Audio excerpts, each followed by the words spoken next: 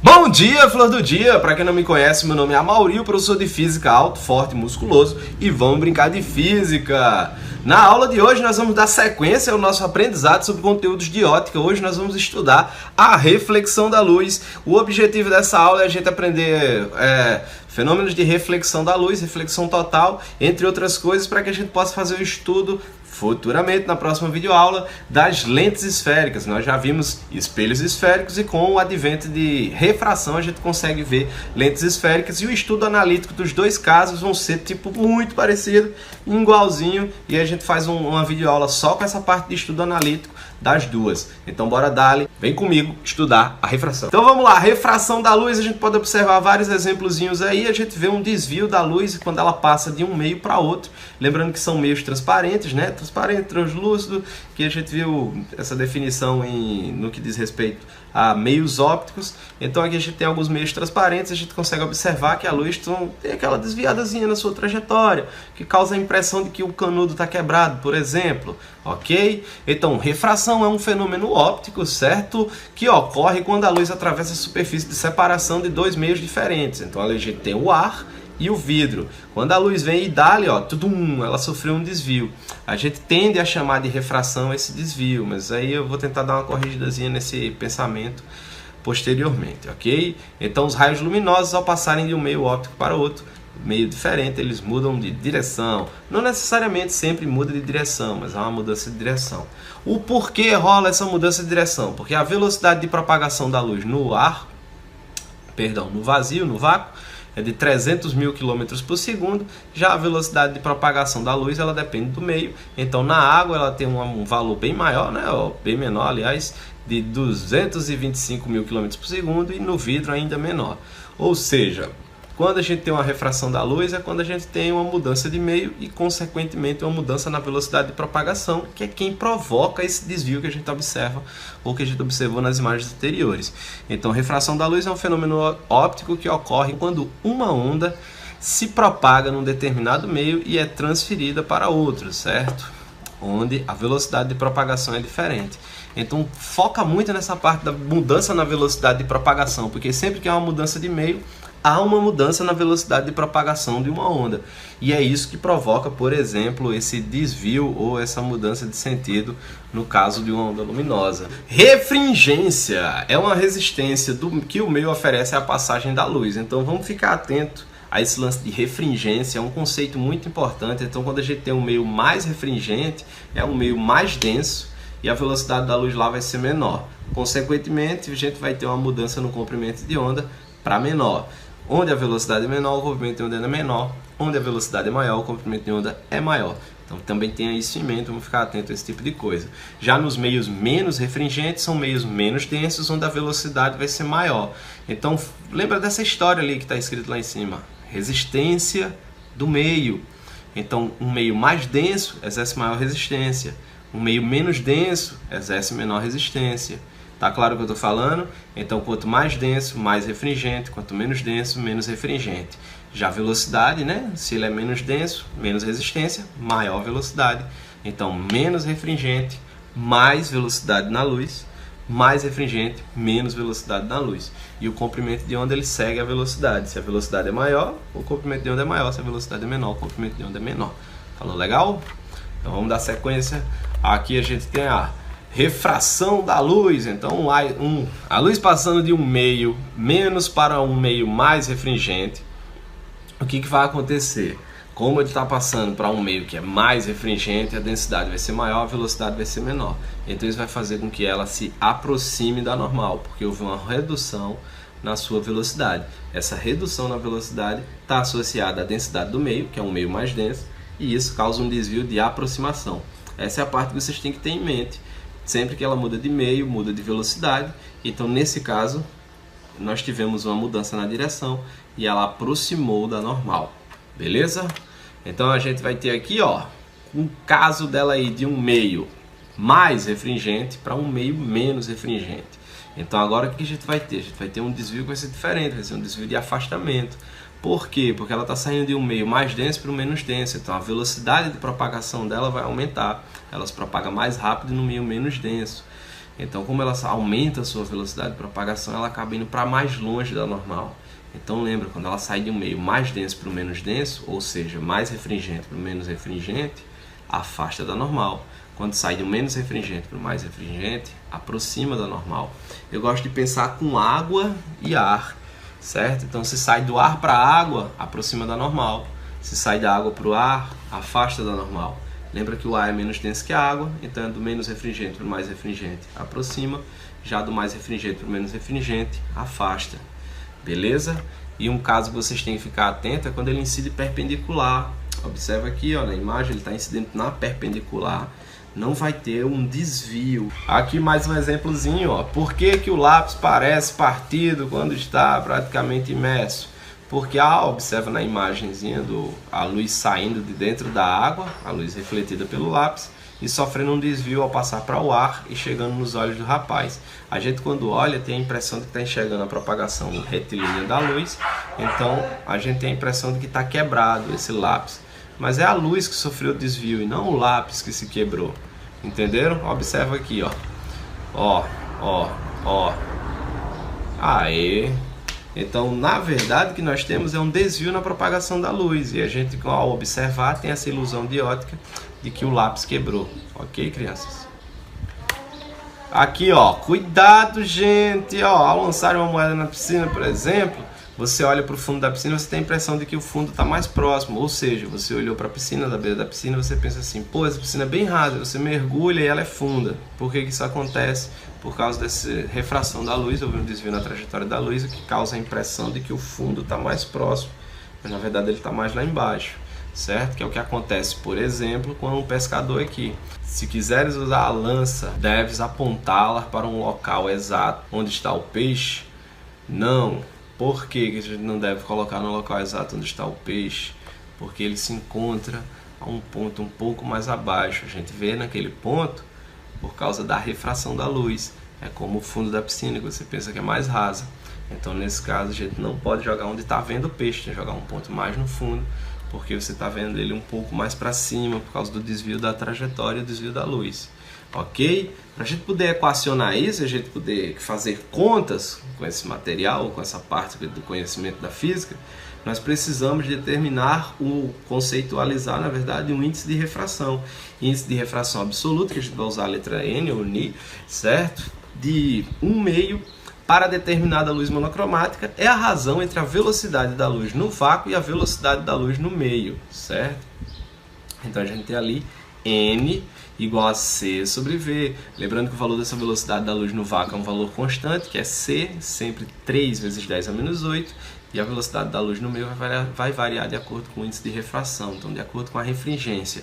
Meios mais refringentes têm menor velocidade da luz, meios menos refringentes têm maiores velocidades da luz.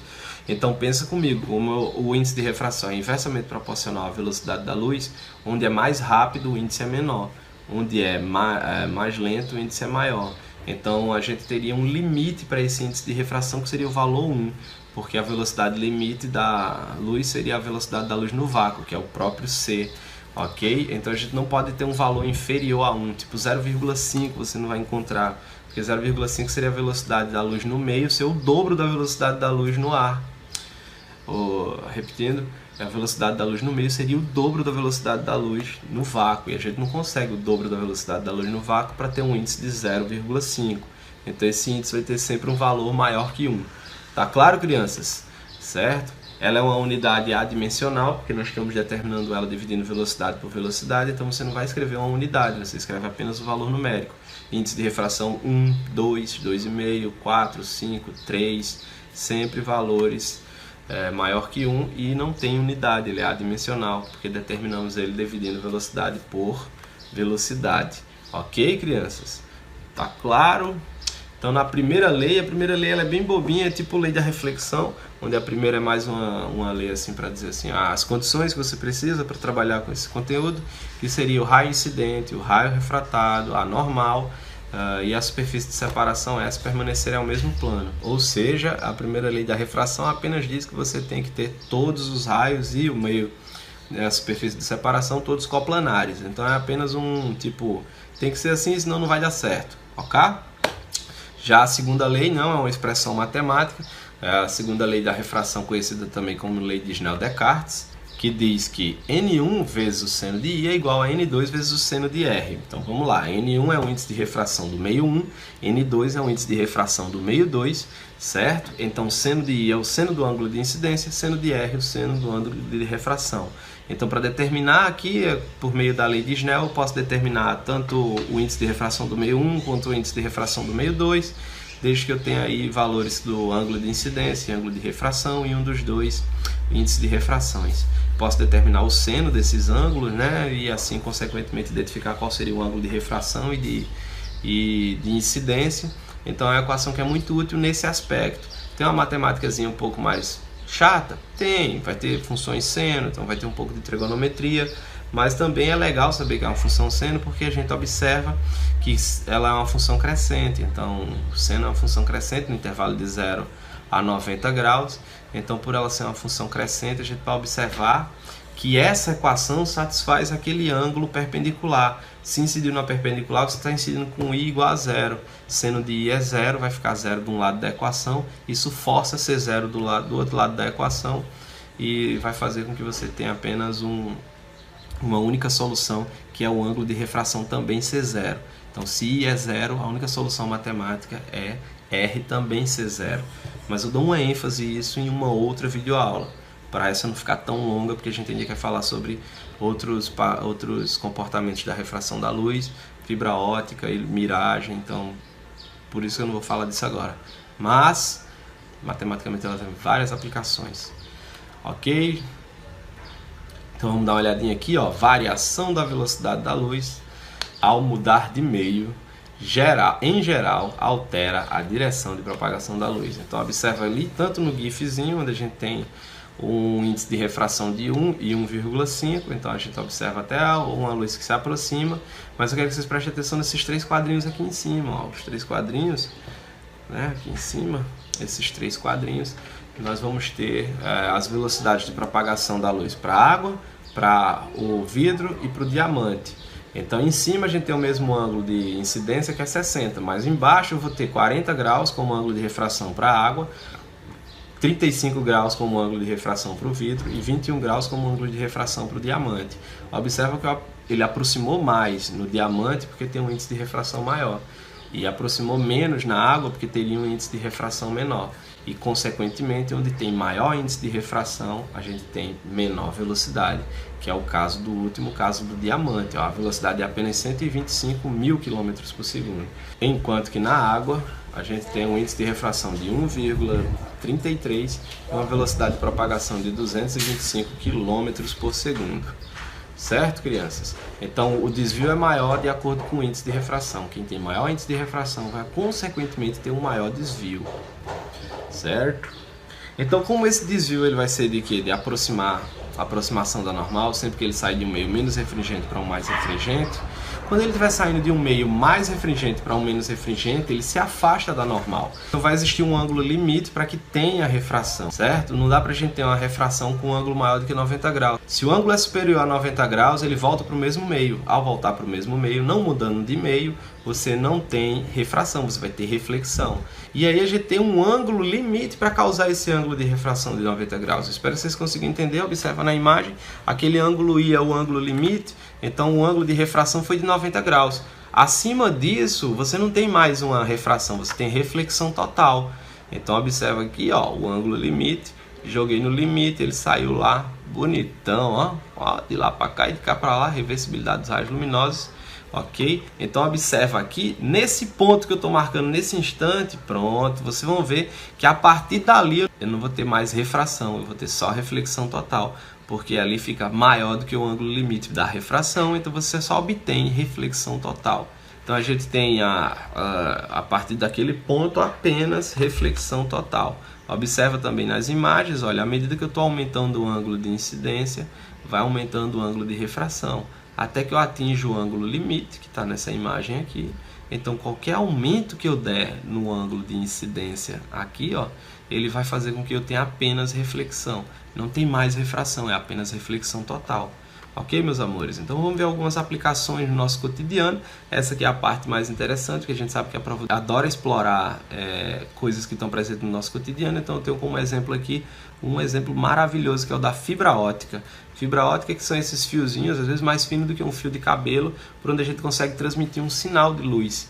E esse sinal serve para você até transmitir informação, por isso que a gente tem internet por meio de fibra ótica, porque você está disparando um sinal luminoso por meio dela. Então observa que ela vai ficar refletindo, refletindo, refletindo, refletindo, refletindo. Então você consegue fazer com que esse sinal faça uma curva dentro do fio.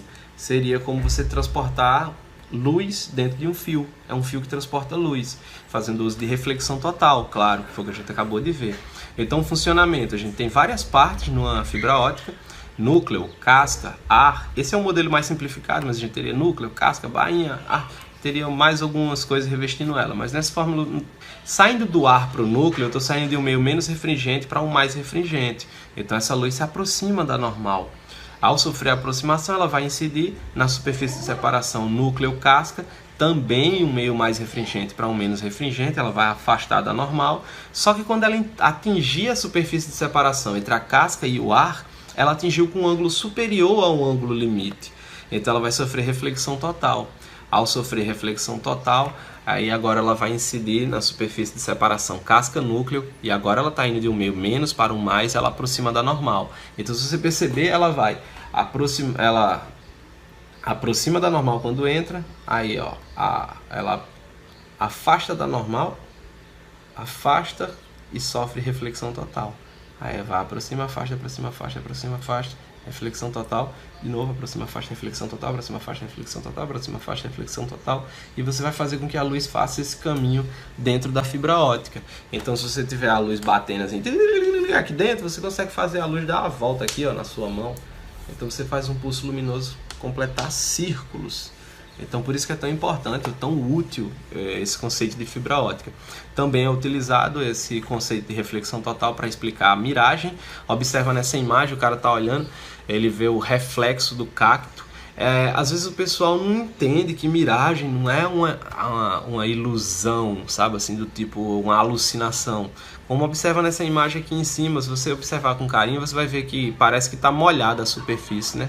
Porque ela está refletindo a imagem daquele carro. Então, ao refletir a imagem desse carro, a gente fica com a nítida impressão de que a superfície está molhada, quando na verdade é apenas um desvio que houve na propagação da luz devido a diferentes temperaturas na superfície. Vamos tentar explicar isso aqui de uma maneira melhor, mais didáticazinha. Observa aqui, a gente tem diferentes camadas de ar a diferentes temperaturas.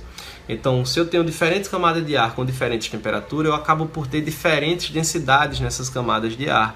Porque quanto mais quente, menor a densidade, devido ao maior aumento da temperatura. De um ar frio para o ar mais quente, ele está saindo de um meio mais refringente para menos refringente.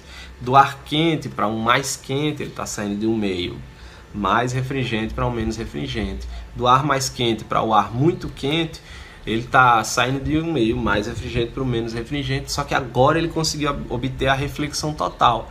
Então ele vai fazendo isso até ter reflexão total. Aí você acaba por ver, voltando aqui só para vocês verem, aí você acaba por ver o reflexo daquele objeto que está lá em cima, porque houve um desvio nessa propagação da luz. Ok? A videoaula já está ficando muito longa, então não vou poder nem trazer mais exemplos disso aqui, vocês vão me perdoar, mas com essa técnica de miragem dá até para você conseguir invisibilidade, certo? Mas em um outro momento eu tento levar esse material para vocês. Ok, crianças? Para a gente poder fechar essa aula, nós temos uma última aplicação, né, que é a questão de você observar a altura aparente dos astros. Então, quando a gente está olhando para o céu e a gente vê lá, você está vendo uma lua, onde você está vendo ela não está necessariamente naquele ponto. Você tem que lembrar que tinha diferentes camadas de ar a diferentes densidades devido até a uma questão de hidrostática, né? Quanto mais fundo na atmosfera, maior é a densidade, maior é a pressão. Então nós vamos ter diferentes densidades causando diferentes índices de refração, e aí a gente tem a nítida impressão de que está observando o objeto ali, mas na verdade ele ainda está naquele ponto. Ok, crianças? Então essa diferença é causada por um fenômeno de refração, que é um desvio na trajetória da luz devido a uma mudança na sua velocidade de propagação. Ok? Espero que tenha ficado claro. Disse o poeta, vai em paz, não peques mais. Até a nossa próxima aula. Falou, tio, te amo.